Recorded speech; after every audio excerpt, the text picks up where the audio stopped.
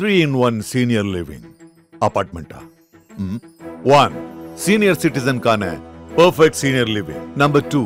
Small investment, big appreciation. 3. உங்க பசங்களுக்கு ஃபியூச்சர்ல நல்ல ரெண்டல் இன்கம் தரப்போற property. Step stone Aalam in Pollachi near Kovai. Sir, கரூரில் தாவேகா தலைவர் திரு விஜய் அவர்களோட பரப்புரையில் பார்த்தீங்கன்னா ஒரு பெருந்துயரமான ஒரு சம்பவம் நடந்திருக்கு. கூட்ட நெரிசலில் சிக்கி 39 பேர் பெண்கள் குழந்தைகள் உட்பட 39 பேர் வந்து பலியாகியிருக்காங்க. ரொம்ப கவலைக்கிடமாக, ரொம்ப தமிழ்நாடு மட்டுமின்றி தேசிய அளவில் இந்த விஷயம் வந்து ரொம்ப அதிர்ச்சியும் வருத்தத்தையும் ஏற்படுத்தியிருக்கு. நான் திரும்ப ஒரு விஷயம் சொல்கிறேன், அதை இவர்கள் ஃபாலோ பண்ணவே இல்லை. இவர்கள்ட்ட ஒரு மெச்சூரிட்டி இல்லைன்றதை நான் திரும்ப பதிவு பண்ணுறேன். இவர் பிரச்சார பயணம் ஆரம்பித்த அன்னைக்கே இவர் என்ன பண்ணுறாரு, அந்த ஸ்பாட்டுக்கு வராமல் திருச்சி ஏர்போர்ட்லேருந்து இவர் மொல்லமாக ரோட் ஷோ நடத்திட்டு வர்றாரு. இப்போ இந்த மாதிரிலாம் பண்ணிட்டு வர்றதுன்றது பொதுமக்களுக்கும் தொல்லை. உங்கள் ஆட்களும் ரசிகர்களும் தொண்டர்களும் அங்கே வீணாக வெயிலில் காயிறாங்க. நீங்கள் பெரம்பலூர் போக முடியல. ஒருத்தர் என்ன சொல்கிறாங்கன்னா, பெரம்பலூர் மட்டும் அவர் அன்றைக்கி போயிருந்தாருன்னா இன்றைக்கி நடந்தது பெரம்பலூர்லேயும் அன்றைக்கி நடந்திருக்கும். அந்த இடத்துல வந்துட்டு பைக்லேயும் அதுலேயும் வந்துட்டு வீடியோ முன்னாடி நம்ம வரணும். பஸ்ஸு டயரில் சிக்காமல் ஒருத்தர் ஜஸ்ட் மிஸ் எவனாவது ஹெல்மெட் போட்டிருக்கானா? யாரும் போடல. போலீஸ் இந்த மாதிரி இடத்துலாம் பிடிச்சி தான் கேஸை போகும். நீங்கள் அவன் நேற்று 2 3 பேர் செத்து போயிருப்பாங்க பஸ்ஸு டயரெல்லாம் மாட்டி. அந்த டிரைவரும் பாவம் தேவையில்லாமல் கேஸில் சிக்கியிருப்பார். இன்னொரு சைடு என்ன சொல்கிறாங்கன்னா, அங்கே வந்து தடியடி நடத்தினாங்க, அங்கேருந்து ஓடுறதுனாலே வந்து இந்த கூட்ட நெரிசல் ஏற்பட்டுச்சு, ஒருத்தவங்க தான் தள்ளிக்கிட்டாங்க, இது கூட காரணமாக இருக்கும் அப்படின்னு நடந்திருக்கலாம். இதில் இன்னொன்று தகவல் என்னென்னா, கூட்டத்தை இவர் ஸ்கிப் பண்ண சொல்லி அதிகாரிகள் கேட்டுக்கிட்டதாக ஒரு தகவல். ஒரு 4 மணிக்கு புசிக்கிட்டேன். ஓகே, அவரும் அங்கே சொல்லியிருக்காரு, இல்லை ஒவ்வொரு தடவையும் அந்த மாதிரி ஸ்கிப் பண்ணி மன்னிப்பு கேட்கலாம் முடியாது அப்படின்ற மாதிரி கூட்டத்தை நடத்துகிற மாதிரி ஒரு தகவல். அப்போ இது எல்லாம் சேர்ந்து தான் இன்றைக்கி 39 குடும்பத்தினர் தலையில் விடிஞ்சிருக்கு. எப்படி செந்தில் பாலாஜி உடனே போனார்?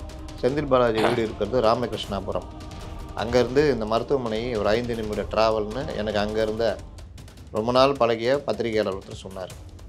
இது தெரியாமல் உளறிக்கிட்டு இருக்கானுங்க, ஈஸியாக போயிடலாம். செந்தில் பாலாஜி தகவல் கிடச்சி உடனே போயிருப்பார். இன்னொன்று, அமைச்சருக்கு எப்படி உடனே தெரியுதுன்னா, நமக்கே தெரிஞ்சுதே கொஞ்ச நேரத்தில். அப்புறம் என்ன கேட்குறாங்க, எப்படி உடனே சாவு எண்ணிக்கை அதிகரிக்கணும்? பாதி பேரை மயக்கமானு படுக்க வச்சுருந்தவங்களெல்லாம் ஆம்புலன்ஸ் ஏற்றி ஹாஸ்பிட்டலுக்கு அமிச்சா பிராட்னா சாவு எண்ணிக்கை உடனே டக்குன்னு யாரை தான் செய்யும்? எப்படி சிஎம் உடனே நடவடிக்கை எடுக்கிறாருன்னா, நடவடிக்கை எடுத்ததுக்கு பாராட்டு தெரியுங்கப்பா. என்ன இதெல்லாம் போய் ஒரு இதாக வச்சுக்கிட்டு இதனால் வந்து இது திட்டமிட்ட செயல்னு சொன்னால் எங்கே போய் முட்டிக்கிறது? அது பரப்புரையிலே வந்து தெரிஞ்சு போச்சு, கிட்டத்தட்ட 30 பேர் வந்து பலி ஆகிட்டாங்கன்ட்டு. ஆனால் ஏர்போர்ட்டில் வந்து திரு விஜய் அவர்கள் பெருசாக பார்க்காம அப்படியே கடந்து போகிறாரு. இது வந்து விமர்சனத்துக்குள்ளே இருக்கே சார், அவர் பேசியிருக்கலாமா வேணாம்? ரொம்ப கொடூரமான விஷயம் அது. ஏன்னா இவர்களுக்கு மெச்சூரிட்டி இல்லைன்னு நான் சொன்னேன் தெரியுமா? அது இதுதான். ப்ரெஸ்ஸை பார்க்க மாட்டேன். ஏன் பார்க்க மாட்டேன்னா, உனக்கு பேச தெரியாதுன்னா அரசியல் பேச தெரியாது, அதனால் ப்ரெஸ்ஸை பார்க்க பயம்.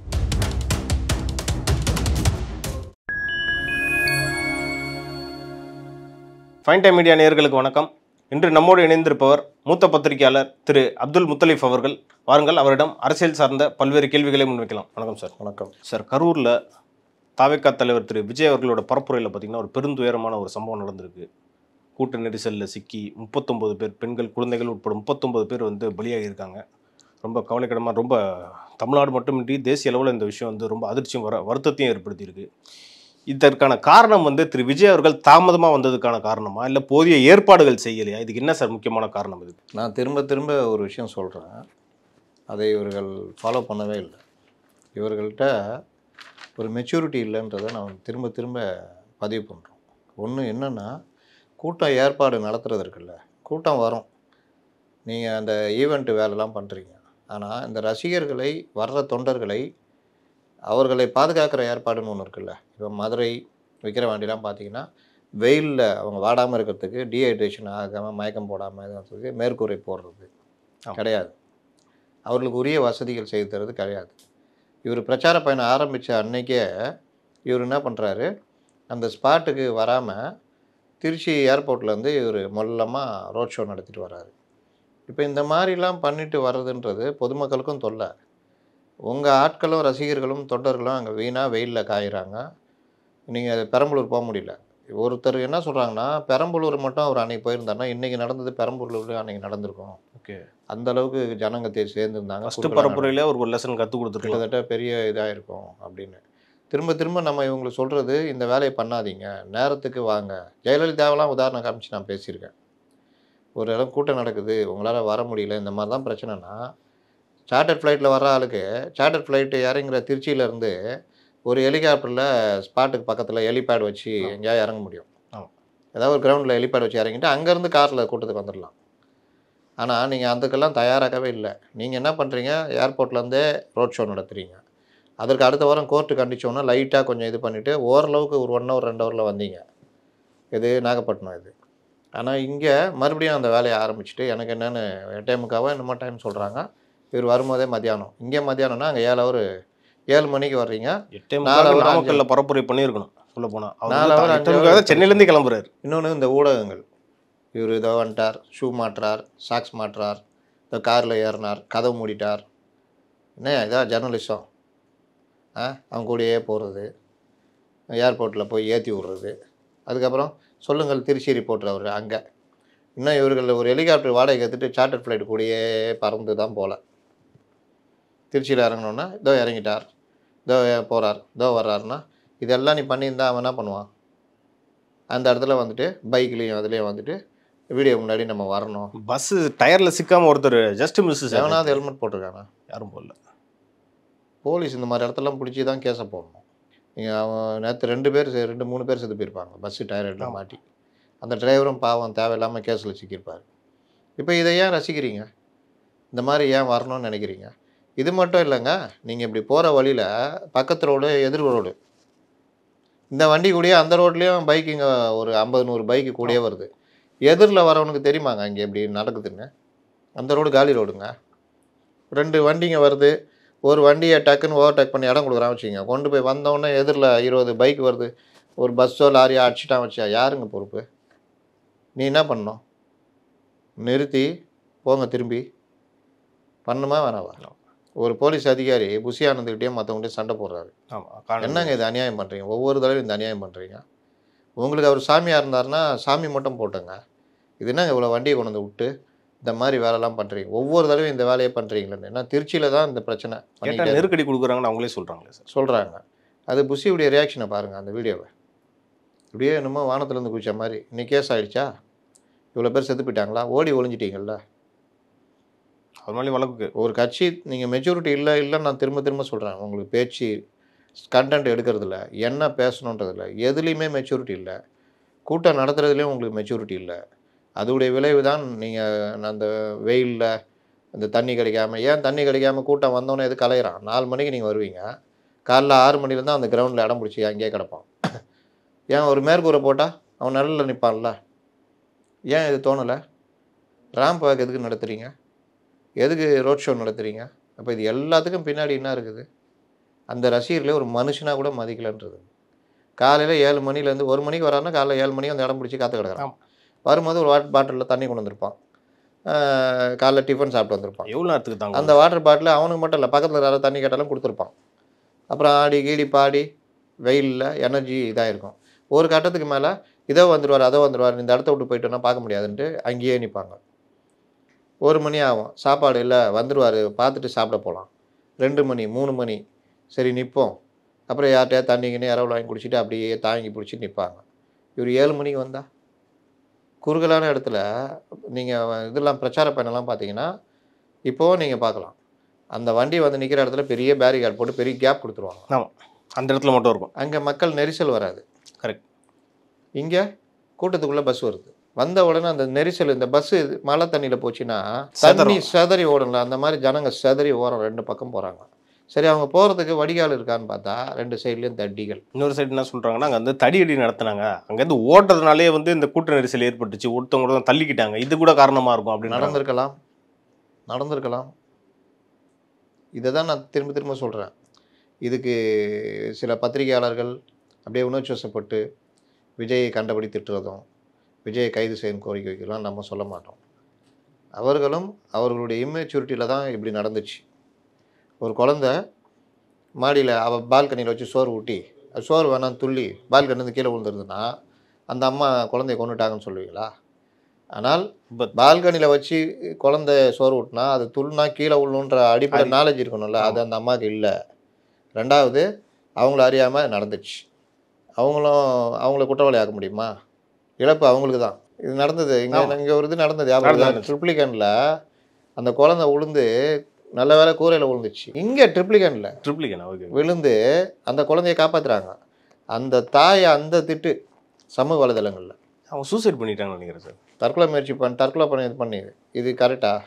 இன்றைக்கி அந்த வேலையை விஜய்க்கு பண்ணுறாங்க. விஜய் டீமுக்கு சமூக இது ஒரு இன்னொரு பக்கம் திட்டமிட்டு போடப்படுது. இதில் பலரும் பத்திரிகையாளர்கள்லாம் ஒரு பொறுப்பு இருக்கணுங்க. எனக்கு இன்னும் திட்டக்கூடாது, செருப்பால் அடிப்பேன், கைது பண்ணணும், இதெல்லாம் நீ யார் சொல்கிறதுக்கு? நீ கார் ஓட்டு போகிற, ஒருத்தன் குறுக்க வந்துட்டான், ஏற்றி இறக்கிட்டா, உன்னை வெளியில் இழுத்து போட்டு நொங்குறாங்கன்னா அந்த மனநிலைக்கும் இப்போ நீ பேசுகிற மனநிலைக்கும் அந்த வித்தியாசம் இருக்கா? நீங்கள் இந்த நேரத்தில் சில விஷயங்களை அவங்களுக்கு சொன்னால் கேட்பாங்கன்னா அந்த விஷயங்களை அவங்களுக்கு சொல்லுங்கள். அதுதான் நீங்கள் செய்ய வேண்டியது. அதே மாதிரி டிஜிபியும் சொல்கிறாரு, அதாவது தாவேக்கா தரப்பினர் வந்து 2 இடம் கேட்குறாங்க. லைட் ஹவுஸ் ரவுண்டனா பக்கம் கேட்குறாங்க, இன்னொன்று உழவர் சந்தை பக்கம் கேட்குறாங்க. 2 சைடுமே வந்து இடம் கம்மியாக இருக்குது, அதனால தான் நாங்கள் வந்து குறிப்பாக வேலுச்சாமிபுரத்தில் கொடுத்தோம், இந்த இடத்துல கொடுத்தோம் அப்படின்னு. ஏங்க எடப்பாடி நடத்திட்டு போனார்ல, இதே மாதிரி தானே. இது 2 நாள் முன்னாடி சொன்னார். அது நேரத்துக்கு வரணுங்க. எடப்பாடி டீம் வந்து பார்த்துட்டு அவர் வரதுக்கு முன்னாடி ஒரு சர்வே டீம் வரும், எல்லாம் ஓகேன்னா வாங்கணும். அவர் அந்த இடத்துலேருந்து பக்கத்துலேருந்து கிளம்பி வந்துடுவார். இந்த மாதிரி வரும்போதும் கூட்டத்தை கூட்டு வர மாட்டார். நேற்று என்ன நடந்தது அங்கே? ஏற்கனவே நான் சொன்ன மாதிரி காலிலேருந்து கூட்டம் நின்னது ஒன்று. 4 மணிக்கு மேலே weekend days, school leave, calendar பரிட்சை லீவு, அதனால் ரொம்ப ஃப்ரீயான ஆட்கள், பேரண்ட்ஸு, குழந்தைகள்லாம் கூட்டம். அது வந்தது ஒரு டீமு, ஸ்கூல் பசங்க நிறையா சார். இது இல்லாமல் விஜய் கூடயே வந்த ஒரு கூட்டம். இது எல்லாம் சேர்ந்த விஜயை சொல்கிறதில் வந்து நன்றி தெரிவித்தார்ல. இதில் இன்னொன்று தகவல் என்னென்னா, கூட்டத்தை இவர் ஸ்கிப் பண்ண சொல்லி அதிகாரிகள் கேட்டுக்கிட்டதாக ஒரு தகவல். ஒரு 4 மணிக்கு புசிக்கிட்ட. அவரும் அங்கே சொல்லியிருக்காரு, இல்லை ஒவ்வொரு தடவையும் அந்த மாதிரி ஸ்கிப் பண்ணி மன்னிப்பு கேட்கலாம் முடியாது அப்படின்ற மாதிரி கூட்டத்தை நடத்துகிற மாதிரி ஒரு தகவல். அப்போ இது எல்லாம் சேர்ந்து தான் இன்றைக்கி 40, 33, 39 குடும்பத்துக்கு தலையில் விடிஞ்சிருக்கு. இதில் ஒரே அடியாக வேண்டுமென்றே செய்தார் அப்படின்னு நம்ம விஜயெல்லாம் போட்டு பண்ண முடியாது. இந்த நேரத்தில் அவர்களுக்கும் நாம் துணை நிற்கணும். இன்னொரு பக்கம் பார்த்தீங்கன்னா, குறிப்பாக அரசு தரப்பில் வந்து முதல்வராக இருந்தாலும் சரி, மந்திரியாக இருந்தாலும் சரி, டக்குன்னு ரியாக்ட் பண்ணிட்டாங்களே சார். இது வந்து என்னன்னா, இது எல்லாமே தெரிஞ்சு பண்ணுறாங்க, முன்னாடியே உங்களுக்குலாம் தெரியும் இது நடக்கும், அசம்பாவிதம் நடக்கும்னு தெரியும், அதனால தான் இதெல்லாம் ரியாக்ட் பண்ணுறாங்க ஸ்பீடாக அப்படின்ற மாதிரி தாவேக்கா குற்றச்சாட்டு. எப்படி விஜய் மேலே இந்த நடந்த இதுக்கெல்லாம் விஜய் டீம் மேலே, விஜய் மேலே குற்றச்சாட்டு வைக்கப்படுதோ, அதே மாதிரி எது தவறோ அதே மாதிரி தான் எப்படி செந்தில் பாலாஜி உடனே போனார். செந்தில் பாலாஜி வீடு இருக்கிறது ராமகிருஷ்ணாபுரம். அங்கேருந்து இந்த மருத்துவமனை ஒரு 5 நிமிட ட்ராவல்னு எனக்கு அங்கே இருந்த ரொம்ப நாள் பழகிய பத்திரிகையாளர் ஒருத்தர் சொன்னார். இது தெரியாமல் உளறிக்கிட்டு இருக்கானுங்க, ஈஸியாக போயிடலாம். செந்தில் பாலாஜி தகவல் கிடச்சி உடனே போயிருப்பார். இன்னொன்று, அமைச்சருக்கு எப்படி உடனே தெரியுதுன்னா, நமக்கே தெரிஞ்சுதே. விஜய் பரப்புரை முடிஞ்சு இப்படி போன உடனே ஒருவர் இறந்துட்டாருன்னு ஆட்டோ டிரைவரை காமிக்கிறாங்க. சேனல்கள் மூலிமா நமக்கு தெரியுதுல. பேசிகிட்டு இருக்கும்போதே நிறைய ஆம்புலன்ஸ் போகுது. இல்லை, ஒருத்தர் இறந்துட்டார் ஆட்டோக்காரன்னு காமிக்கிறாங்க, அவர் விஷுவலை காமிக்கிறாங்க. அடுத்து 2 பேர் இறந்துட்டான்னு நான்லாம் 5 நிமிஷத்தில் ட்வீட் பண்ணிகிட்டே இருக்கிறேன். கொஞ்ச நேரத்தில் அப்புறம் என்ன கேட்குறாங்க, எப்படி உடனே சாவு எண்ணிக்கை அதிகரிக்கும்னு. பாதி பேரை மயக்கமானான்னு படுக்க வச்சுருந்தவங்களெல்லாம் ஆம்புலன்ஸ் ஏற்றி ஹாஸ்பிட்டலுக்கு காமிச்சா பிராட் டெட்டுன்னா சாவு எண்ணிக்கை உடனே டக்குன்னு யாரை தான் செய்யும். எப்படி சிஎம் உடனே நடவடிக்கை எடுக்கிறாருன்னா, நடவடிக்கை எடுத்ததுக்கு பாராட்டு தெரியுங்கப்பா. எல்லாத்துலேயுமா குற்றம் கண்டுபிடிப்பீங்க? துயரமான நேரம். இதில் போயிட்டு இவர் எப்படி வந்தார், அவர் எப்படி வந்தார், இவர் மாசு எப்படி கரெக்டாக 10 பேர்னு சொல்கிறாருன்னா, அவங்களாம் மினிஸ்டர் உடனே உளவுத்துறையிலேருந்து மருத்துவத்துறையிலேருந்து உடனே சொல்லிவிடுவாங்க. ஏன்னா அவங்க இப்போ ப்ரெஸ்ஸு உடனே லைனில் வந்தால் பதில் சொல்லணும். டக்குன்னு என்ன பெரிய விஷயமா? ஒரு செகண்ட் ஃபோனில் கேட்டால் சொல்ல போகிறாங்க. என்ன இதெல்லாம் போய் ஒரு இதாக வச்சுக்கிட்டு இதனால் இது திட்டமிட்ட செயல்னு சொன்னால் எங்கே போய் முட்டிக்கிறது? அது பரப்புரையிலே தெரிஞ்சு போச்சு, கிட்டத்தட்ட 30 பேர் பலி ஆகிட்டாங்கன்ட்டு. ஆனால் ஏர்போர்ட்டில் திரு விஜய் அவர்கள் பெருசாக பார்க்காம அப்படியே கடந்து போகிறாரு. இது விமர்சனத்துக்கு உள்ளே இருக்கே சார். அவர் பேசியிருக்கலாமா வேணாம்? ரொம்ப கொடூரமான விஷயம் அது. ஏன்னா இவர்களுக்கு மெச்சூரிட்டி இல்லைன்னு நான் சொன்னேன் தெரியுமா? இதுதான் ப்ரெஸ்ஸை பார்க்க மாட்டேன். ஏன் பார்க்க மாட்டேன்னா, உனக்கு பேச தெரியாதுன்னா அரசியல் பேச தெரியாது, அதனால் ப்ரெஸ்ஸை பார்க்க பயம். இந்த நேரத்துலையாவது பார்க்கலாம்ல. இது துயரமான நேரம். நீங்கள் கரூர்லேருந்து திருச்சி போகிற நேரத்தில் ஒரு 15-20 பேர் இறந்துட்டாங்கன்னு தகவல் வருது. எல்லார் கையிலையுமே செல்ஃபோன் இருக்கும், எல்லாருக்குமே தகவல் தெரியும். விபத்து நடந்த செகண்ட் பை செகண்ட் நீங்கள் காரில் போகும்போது பார்த்துட்டு தான் போவீங்க. உங்களை அறியாமல் இப்போ எனக்கெல்லாம் அந்த குழந்தைங்களாம் பார்க்கும்போது 10 எண்ணிக்கைன்னு போது கண் கலங்கிச்சு எனக்கு. நமக்கு எப்படி இருக்குன்னா, தொண்டர்கள் அவங்க இறந்தது பார்க்கும்பொழுது உனக்கு எப்படி இருக்கும்? நீ தான் சம்மந்தப்பட்ட ஆள், கண்ணீர் வந்திருக்கணும். சரி, எதுவுமே வரல. இந்த சிச்சுவேஷனை சாஃப்டன் பண்ணோன்னா நம்ம இறங்கினோன்னா ஒரு பேட்டி கொடுக்கணும். மிகப்பெரிய துயரம், நான் நினச்சி கூட பார்க்கல. நான் இப்போ பேசிட்டு வர்றேன், அந்த நேரத்தில் இறக்குறேன்னா நான் என் வாழ்நாளில் நான் மறக்காத துயரம். இதை நான் எப்படி நான் பண்ண போகிறேன்? பேசலாமே இதுவாக இல்லை. இறங்கி ரிப்போர்ட்டர் கேட்கறதுக்கு நீ ஏன் பதில் சொல்கிறீங்க? பேசிவிட்டு வண்டியில் ஏறிட்டு போய்கிட்டே இருக்கலாமே. இல்லாட்டி ஒரு பேசிவிட்டு நீங்கள் தான் நடிக்கிறது தானே, அழுதுட்டு கூட போகலாமே. இல்லை உண்மையாக அழுக வந்துச்சுன்னா அழுதுட்டு கூட போகலாமே. திருச்சியிலேருந்து சென்னை வரதுக்குள்ளே நான் அவர்கள் நிர்வாகிகள்கிட்ட சொல்கிறேன், சார் தயவுசெய்து சென்னையிலையாவது அவரை ஒரு சின்ன பேட்டி கொடுக்க சொல்லுங்கள், பாதி பிரச்சனை தீர்ந்துடும். அப்புறம் அந்த இவங்களுக்கு இழப்பீடு அறிவிக்க சொல்லுங்கள். ஏன் அந்த அங்கேயே இழப்பீடு அறிவிக்கலாம், அறிவிச்சிட்டாரு சார். அது இப்போ அறிவிச்சுட்டு அங்கேயே பேட்டி கொடுத்து இழப்பீடு அறிவிச்சு இந்த மாதிரி போனால் பிரச்சனை இல்லை சார்ன்றேன். கேட்கல. இதனால் என்ன ஆகுதுன்னா, பழைய விஷுவல் இருக்குல்ல, அவர் ஏர்போர்ட்டில் இறங்கி வரும்போது எல்லோரும் கூட நின்று சிரிச்சிட்டு போஸ்ட் கொடுக்குறது, அதை எடுத்து போட்டு வைரல் ஆக்குறாங்க. பார்த்தியா எவ்வளோ ஜாலியாக சிரிச்சிட்டு பேசிட்டு போகிறாருன்னு.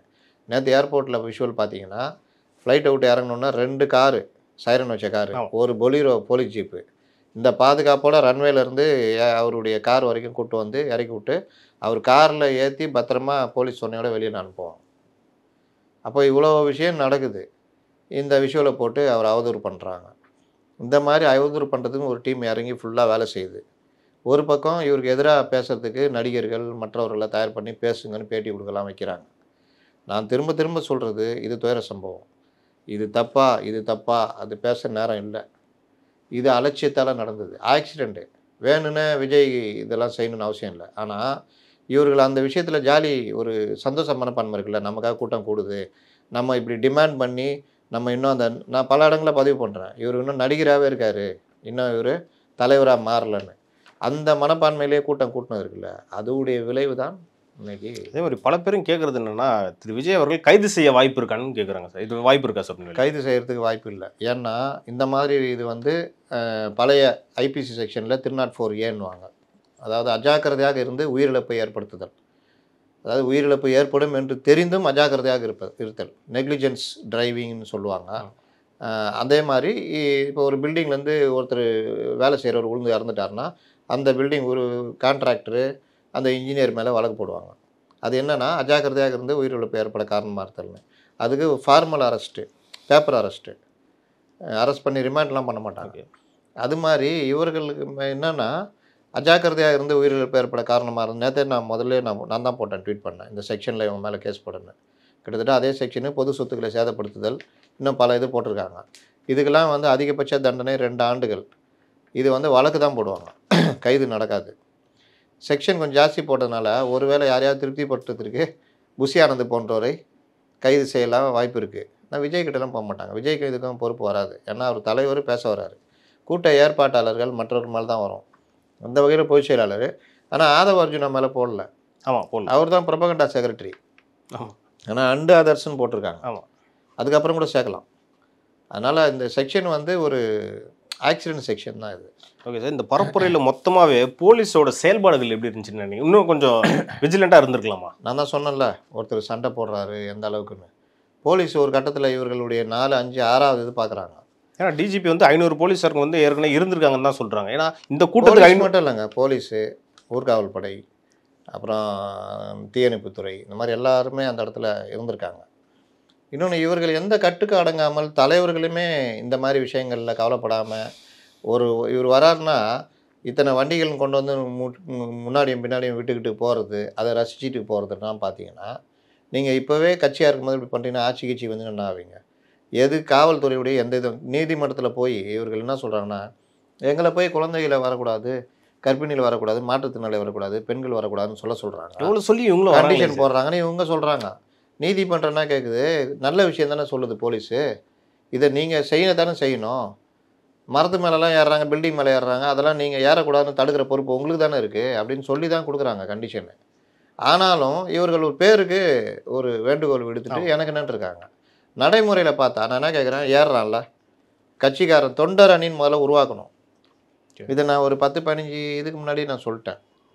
ஒரு கட்சிக்கு தொண்டர் அணி உருவாக்கணும். அந்த தொண்டர் அணி இதெல்லாம் பார்த்துக்கணும். ஏன்னா நம்ம சொல்கிறத விட போலீஸ் சொல்கிறத விட அவன் கட்சி தொண்டர் அணி பேட்ஜ் கிஜி ட்ரெஸ்லாம் போட்டு நின்று இறங்கடா கீழேனா இறங்குவான், பயப்படுவோம்.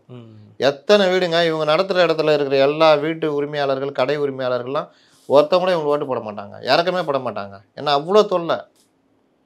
இதை யார் தடுக்க முடியும்? அதுதான் திரு எடப்பாடி அவர்கள் கூட இந்த பிரஸ் மீட்ல சொல்லியிருக்காரு. என்னன்னா அனுபவம் வாய்ந்த கட்சிகளிடம் இருந்து இவங்கெல்லாம் கற்றுக்கணும் அப்படின்னு சொல்லி திரும்ப திரும்ப இப்போ நம்மள மாதிரி ஆட்கள் சொல்லும் பொழுது கேலி பண்ணுறது, கிண்டல் பண்ணுறது, என்னென்ன திட்டுறதோ, கெட்ட வார்த்தையில் திட்டுறது. இந்த ஜானு இவ்வளோதுக்கும் காரணம் இந்த ஜான் ஆரோக்கியசாமி தான். ஜான் ஆரோக்கியசாமின்ற நபர் ஸ்ட்ராட்டஜி ஆள் அவர். அந்த ஆள் ஏதோ கட்சிக்காரன் மாதிரி உட்காந்துட்டு கட்சிக்குள்ளே ஒவ்வொரு விஷயத்தையும் தலையிட்டுக்கிட்டு இப்போ நேற்றுலாம் இந்த வேலைலாம் பண்ணியிருக்கானுங்க. இதோடைய இதுதான் ஜான் மேலே வழக்கு போடணும், போடலை. ஏன்னா அவனை டெக்னிக்கலாக தப்பிச்சுக்குவாங்க. நான் ஸ்ட்ராட்டஜி சார்னு சொல்லிட்டு போயிட்டே இருப்பான். நாளைக்கு முட்டு சேர்ந்து விட்டுட்டு அப்புறம் நான் சொல்லுங்கள் நான் வர்றேன் அப்படின்னு வேறு கட்சிக்கு போயிடுவோம். அங்கே ஸ்ட்ராட்டஜி வேலைக்கு போயிடுவோம். மாட்டிட்டு முழிக்கிறது விஜய், கட்சிக்காரன் புஷி ஆனந்த், இவங்க தான். இவனுலாம் எவனுக்குமே அறிவு கிடையாது, இந்த மெச்சூரிட்டி கிடையாது. அப்போ என்ன ஆகும்? விஜய்க்காவது மெச்சூரிட்டி வேணும், அவருக்கும் கிடையாது. இந்த கண்டென்ட் எடுக்கிறதுல கூட பார்த்தீங்களா, நான் திரும்ப நான் சொல்கிறேன், டெப்த்தாக பேச மாட்டேங்கிறாரு, மேலோட்டமாக அப்படி அலங்கார வார்த்தையில் பேசுகிறாருன்னு. அப்போல்லாம் கிண்டல் பண்ணிக்கிட்டு நம்மளை திட்டுறது, இவர் பெரிய இவர் சொல்ல வந்துட்டாருன்றது எல்லாம். ரெண்டாவது இந்த மீடியாக்கள் குழந்தைங்களை போய் ஃபோட்டோ எடுக்கிறது, கை குழந்தை தூக்கிட்டு வந்து அவனை போய் எடுக்கிறது, பேட்டி எடுக்கிறது, இப்படிலாம் பண்ணால் ரிப்போர்ட்டர்ஸ் குறிப்பாக பார்த்தீங்கன்னா அதிகமாக இந்த குழந்தைங்கிட்ட தான் சார் எல்லாமே பேட்டி எடுத்து. அடுத்து என்ன பண்ணுவோம்? செத்தாலும் நான் விஜய் பார்க்காம போவேன்னு ஒரு குழந்தை சொல்லுது. அடுத்து கூட்டத்துக்கு நம்மலாம் போகலான்னு குழந்தைகள்லேருந்து எல்லாம் என்கரேஜ் பண்ணுற மாதிரி இருக்குது. மீடியாக்களுக்கு பொறுப்பு இருக்கணும். இந்த கார் டயர் முன்னாடி கக்கூஸ் போய்க்கிறாரு, இப்போ தான் பேண்டு சிப்பு போட்டுனுக்கிறாரு, இந்த இப்போ வெளியே வராரு, இதெல்லாம் என்னடா இதெல்லாம் இதுவா ஜெர்னலிசமா? இது கிளம்புனா அங்கே வந்து ஏர்போர்ட்டில் இறங்கி வந்தாலும் ரிப்போர்ட் பண்ணிட்டு போயினார். 12 யூனிட்டு 10 யூனிட்டு டிஆர்பிக்கு. இதெல்லாம் என்ன பொழப்பு? அவன் தான் லிங்க் கொடுக்குறான்ல, எடுத்து போட்டு போ. இங்கே இருக்கிற யூடியூபர்ஸ்லாம் மங்கியா போயின்னு கிடக்குறான். சார் இப்போ இவ்வளோ பெரிய துயர சம்பவம் நடந்துருச்சு, அடுத்த கட்ட பரப்புரைகள் இவருக்கு எப்படி சார் இருக்க போகுது? வாய்ப்பே இருக்காது, கொஞ்சம் தள்ளி போகும். இவர் எப்படி ரியாக்ட் பண்ணுறாருன்றதை பொறுத்து. நான் தான் அதனால தான் சொன்னேன், குறைந்தபட்சம் பேட்டி கொடுங்க. உடனே பாதி பிரச்சனை இதாகிடும். அண்ணே அவர் அழுதாரு, பேட்டி கொடுத்தாரு, இதை விட வரனே அவனை வேணே செஞ்சாருன்னு இதாகிடும். பொதுமக்களுடைய அபிப்பிராயத்தை பற்றி இவங்க கவலைப்படல. கூட இருக்கிறவங்கள எவனுக்குமே இது அனுபவமே கிடையாது. தெரியுதா இவர்கள் இம்மெச்சூர்னு சொல்லிட்டு? தெரியுதா? ஒரு மெச்சூரிட்டி எங்கே, ஒரு தலைமை பண்பு எங்கே இருக்குன்னா இக்கட்டான நேரத்தில் தான் வெளிப்படும்.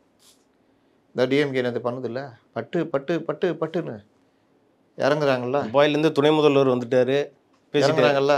இதுக்கு பேர் தான் மெச்சூரிட்டி, இதுக்கு பேர் தான் தலைமை பண்பு. இதை ஒரு பக்கம் பண்ணிக்கிட்டே இன்னொரு பக்கம் டேய் அடிங்கடா விஜய நடக்குதா? இந்த இதெல்லாம் தெரிஞ்சுக்கணும். இதுதான் அரசியல். சும்மா வந்துட்டு சவால் வெத்து சவால், நான் தான் திரும்பி நான் சொல்கிறேன். ஆனால் இதை சொல்லி அவர்களை புண்படுத்த விரும்பலை. இதை தெரிஞ்சுக்குங்க. இந்த மாதிரி விஷயங்களில் நீங்கள் தயாராகணும். அதை தான் எடப்பாடின்னு சொல்கிறார். இந்த நேரத்தில் நம்ம விஜய் டீமுக்கு துணை இருக்கணும், அதை யாரும் மறுக்க முடியாது. அதே மாதிரி அவர்கள் எப்படி போனார், இவர்கள் எப்படி போனான்ற முட்டாள்தனமான கேட்டுக்கூடாது. செத்து போயிட்டான், அதுக்கு கவர்மெண்ட்டு பண்ணுது, அதுதான் பார்க்கணும்.